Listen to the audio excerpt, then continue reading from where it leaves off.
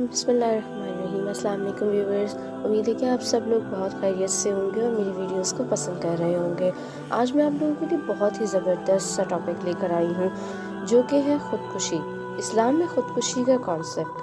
خودکشی کا نام سنتے ہی ہمارے ذہن میں کئی سوالات اٹھتے ہیں جو کہ اٹھنے بھی چاہیے۔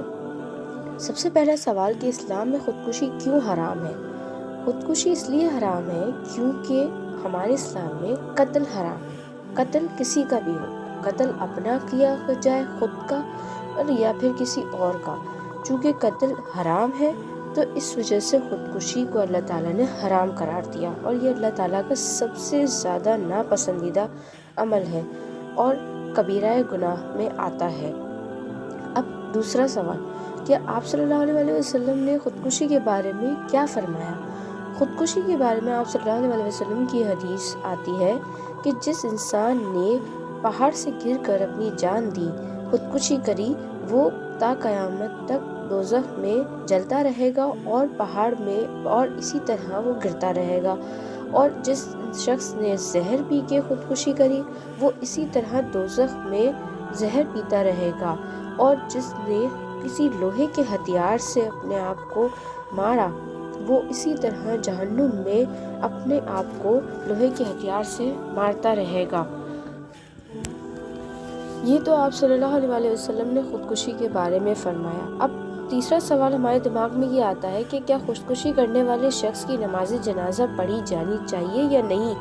ایک شخص آپ صلی اللہ علیہ وسلم کے دور میں اس نے خودکشی کری تو اس کا جنازہ آپ صلی اللہ علیہ وسلم کے سامنے آیا تو آپ صلی اللہ علیہ وسلم نے پڑھنے سے انکار فرما دیا، لیکن صحابہ کرام کو حکم دیا کہ آپ ان کا نماز جنازہ پڑھا دیجئے۔ تو اس سے یہ بات ثابت ہوتی ہے کہ خودکشی چونکہ ایک حرام عمل ہے، لیکن وہ شخص جس نے خودکشی کی اگر وہ مسلمان ہے تو اس کی نماز جنازہ ضرور پڑھائی جائے گی، مگر آپ صلی اللہ علیہ وسلم نے اس عمل کو اچھا نہ دکھانے کی وجہ سے اور یہ عمل برا ہے یہ ثابت کرنے کے لیے آپ صلی اللہ علیہ وسلم نے اس نماز جنازہ میں شرکت نہیں کی۔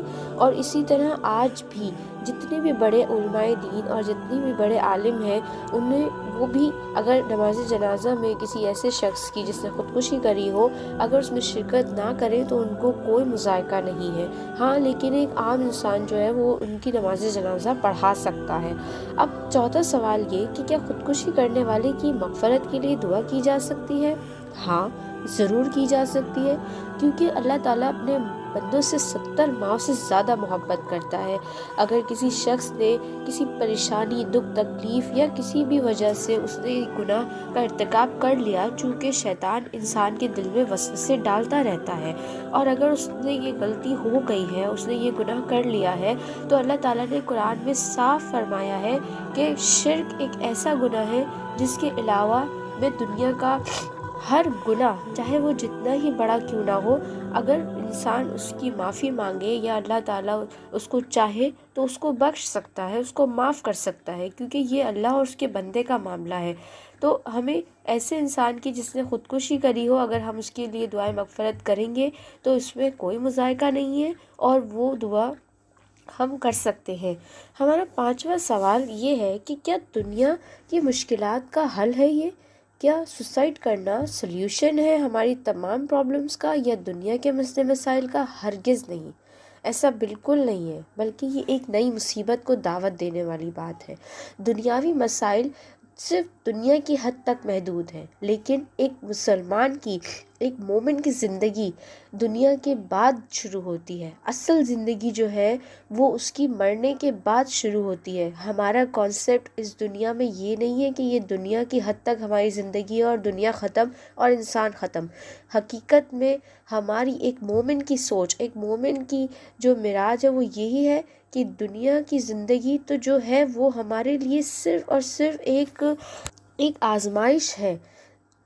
اس کے بعد اصل زندگی ہماری موت کے بعد شروع ہوتی ہے۔ اب دنیاوی چھوٹے چھوٹے مسئلے مسائل، اسٹریس، فرسٹریشن، ڈپریشن اور آپ کی انگزائٹی یا کمپٹیشن یا لالچ یا وٹ ایور کچھ بھی آپ دیکھ لیں، اگر اس کی وجہ سے آپ سوچتے ہیں کہ آپ فیلیئرس کی وجہ سے یا کسی بھی وجہ سے آپ کسی کو اپنے سے آگے بڑھتا دیکھ رہے ہیں، حسد، جلن، کینہ، بغض، ہر چیز اس میں شامل ہو جاتی ہے، مگر در حقیقت یہ خودکشی جو ہوتی ہے نا، یہ ان سب چیزوں کی وجہ نہیں ہوتی۔ حقیقت یہ ہوتی ہے کہ یہ ہمارے ایمان کی کمزوری ہے اور اللہ سے دوری۔ اگر ہم اللہ کی رسی کو اور دین کی رسی کو، اسلام کی رسی کو مضبوطی سے تھامے رکھیں تو ہمیں کبھی بھی اس قسم کے کوئی وسوسے، کوئی پریشانی، کوئی بھی چیز ہمیں پریشان نہیں کر سکتی۔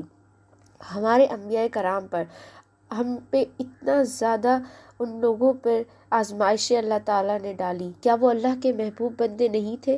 وہ اللہ کے بے حد محبوب بندے تھے۔ نبی پاک صلی اللہ علیہ وسلم نے خود فرمایا کہ تم سے پچھلی جتنی امتیں اور جتنے پیغمبر آئے ہیں ان سب سے زیادہ اللہ تعالیٰ نے مجھے آزمائش میں رکھا، اور سب سے زیادہ محبوب پیغمبر کون ہے؟ نبی پاک صلی اللہ علیہ وسلم۔ تو جب ہمارے انبیاء، ہمارے رول ماڈل، ہمارے وہ انبیاء، ہمارے نبی جن کی زندگی پہ ہمیں عمل پیرا ہونا ہے، جنہوں نے ہمیں ہر چیز ایک ایک چیز ہمیں زندگی کی سکھائی، ہر حال میں ہر طرح سے رہنا سکھایا، ایڈجسٹ کرنا سکھایا، ہم وہ چیز کو فالو نہ کریں، ہم اس کو نہ پڑھیں، اس کو اپنی زندگی میں نہ لے کر آئیں، اور پھر ہم یہ سوچیں کہ جو ہے ہماری مشکلات آسان ہو جائیں، تو ایسا ہرگز نہیں ہے۔ یہ صرف اور صرف آپ کے ایمان کی کمزوری ہوتی ہے اور اللہ سے دوری ہوتی ہے، جس وجہ سے آپ اتنا بڑا قدم اور یہ حرام کام کر گزرتے ہیں۔ تو اللہ تعالیٰ ہم سب کو ان تمام شر سے اور تمام برائیوں سے اور شیطان کے شر سے محفوظ رکھے۔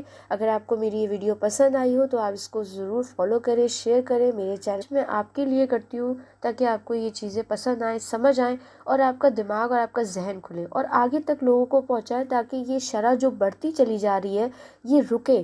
ہمارا ایک کام، ہماری ایک ویڈیو تک کسی کے دماغ تک پہنچے تاکہ وہ یہ کام کرنے سے رک جائے، تو ہمیں کتنا بڑا صدقہ جاریہ مل سکتا ہے۔ Thank you, thanks for watching, thank you.